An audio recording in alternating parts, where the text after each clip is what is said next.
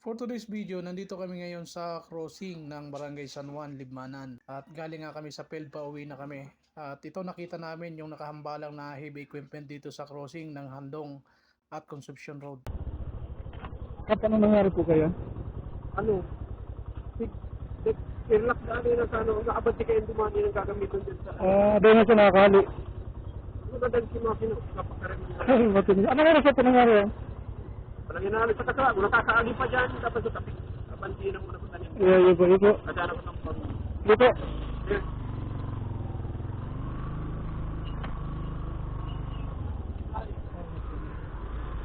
CCTV na nakabara.